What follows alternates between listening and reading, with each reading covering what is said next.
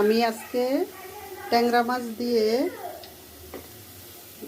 চালতা দিয়ে টক রান্না করব। আর এখানে আছে রসুন বাটা, জিরা বাটা, তারপরে মরিচের গুঁড়া, হলুদের গুঁড়া, 4টা কাঁচামরিচ। এগুলি এখন দিয়ে দিব লবণ। এখন মাছটা দিয়ে দিলাম। মাছটা একটু ভালোভাবে কষাই নিব।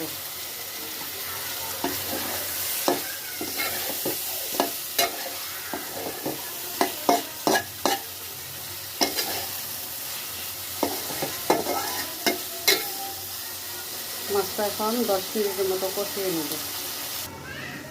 একটু কষানো হলো, এখন টমেটো দিয়ে দিব। টমেটো দিয়ে আরও 2 মিনিট একটু ভালোভাবে কষিয়ে নেব।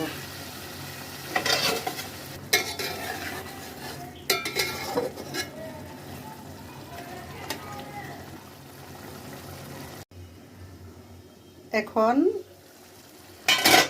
চালতাগুলি দিয়ে আরও 2 মিনিট ভালোভাবে কষিয়ে নেব।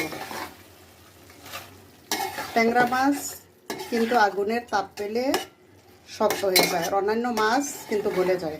এভাবে নাড়া দেওয়া যেত না। একটু 2 মিনিটের জন্য একটু কষিয়ে নেব। আমার মাছ কষানো শেষ, চালতাও কষানো শেষ। এখন আমি পাশের চুলায় গরম পানি দিয়ে দিলাম জল দেওয়ার জন্য। এটা গরম পানি ছিল। আমি সব সময় তরকারিতে গরম পানি ইউজ করি, যেন তরকারির মজাটা একটু বেশি থাকে। ঠান্ডা পানি দিলে তরকারির স্বাদ থাকে না। আমি সব সময় সব তরকারিতে আমি গরম পানি ব্যবহার করি। কোনো তরকারিতে আমি ঠান্ডা পানি ব্যবহারই করি না। এখন ভালোভাবে বলক আসা পর্যন্ত রান্না করে নিই। দেখি একটু নাড়া দিয়ে দিই। দেখেন কি সুন্দর। আর এই গরমের দিনে টক দিয়ে ভাত খেতে কিন্তু অনেক মজা। আপনারা খেলেই বুঝতে পারবেন। আমি আবার যখন যেই সিজন থাকে, আমের সিজনে আম, তারপরে হলো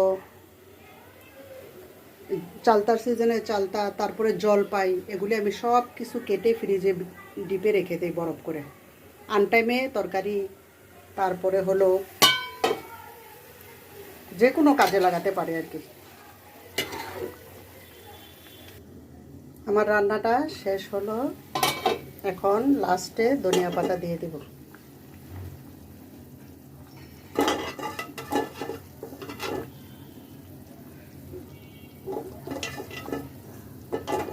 এক হাতে ভিডিও করি আর এক হাতে রান্না করি। কি থেকে যে কি বলবো সেটা বুঝতে পারি না, কারণ আমার রান্নার দিকে একটু মনোযোগ বেশি থাকে। গুছিয়েও কথা বলতে পারি না রান্নার সময়। এই তো আমার রান্না শেষ। এখন চুলা অফ করে দিব। আপনারাও খেয়ে দেখবেন। গরমের দিনে টক দিয়ে ভাত খেতে খুব মজা হয়। সবাই ভালো থাকবেন। আল্লাহ হাফেজ। আসসালামু আলাইকুম।